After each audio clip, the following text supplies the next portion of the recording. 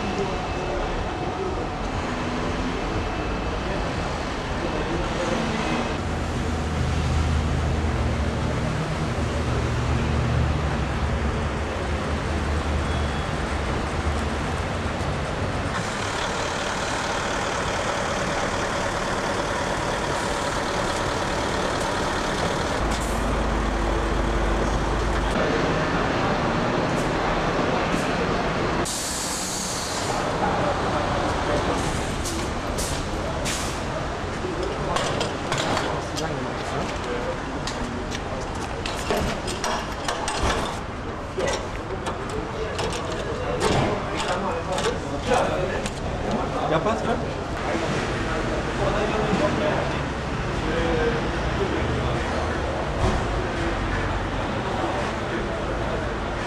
Reinmachen kann.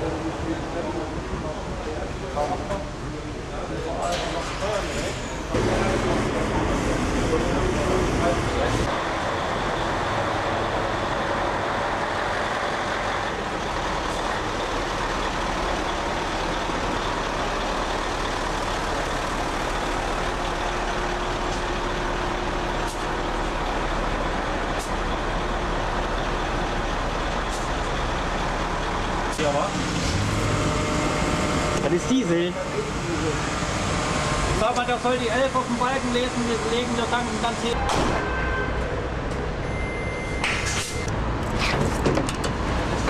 Das ist richtig drauf. Ja, shit.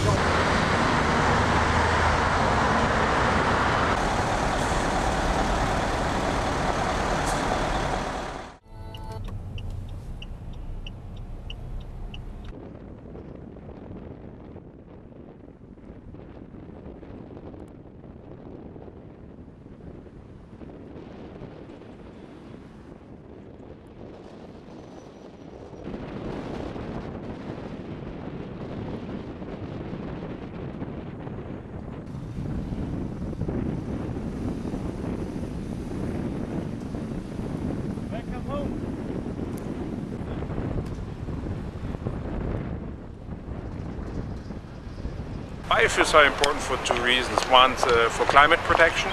We emit with biofuels much less greenhouse gas, so we protect the climate. And second is we are independent from energy imports, so we reduce our dependency from energy imports from outside from Europe. And a third point, maybe also we bring added value to agriculture. We bring added value to farmers. We only have to think a few years back, where farmers were forced to let 10% of their arable land idle. So they were not allowed on 10% of their land to grow crops, and that we bring back to them. We bring really investment to the farmers back. Right. And what's the potential of biofuel production in Europe? There's still a potential. There are a lot of studies what can be done on theoretical basis. From practical side, and also to guarantee always food and feed production, because that's a priority. First we have to secure food and feed production. But from this perspective, you can make some calculations. For example, for ethanol, we're exporting around 20 million tons of cereals every year. Right. And out of this you can make around 7 to 8 million cubic meter ethanol. We export a few million tons of sugar every year. You can make out of this also ethanol without disturbing food and feed market. So my estimation is that we are able in Europe somewhere between 10 and 15 million cubic meter of bioethanol. I'm not a specialist in biodiesel, but I think biodiesel there's still some potential. Right. But I don't have figures for this market. What do you expect for the next couple of years of developments? There will be still development in the next years. So I mentioned already the EU legislation which come in force. Yeah. I see there that we will have European-wide around 10% bioethanol in petrol as a standard. We will see 7% biodiesel in the diesel market. So there is still grow I see there.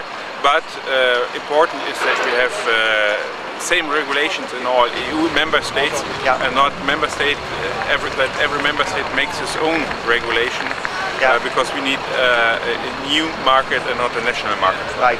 Food has always priority. So if there should be one day a shortage on raw material for our food or biofuel production, we will first secure the food production, and then if there is some additional crop available, we will do the biofuel. But there's enough potential for both. There is enough potential in Europe.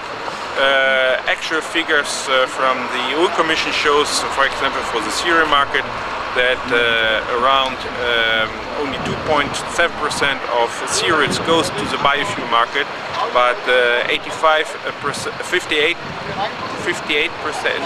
goes to the food and feed market to secure really the food.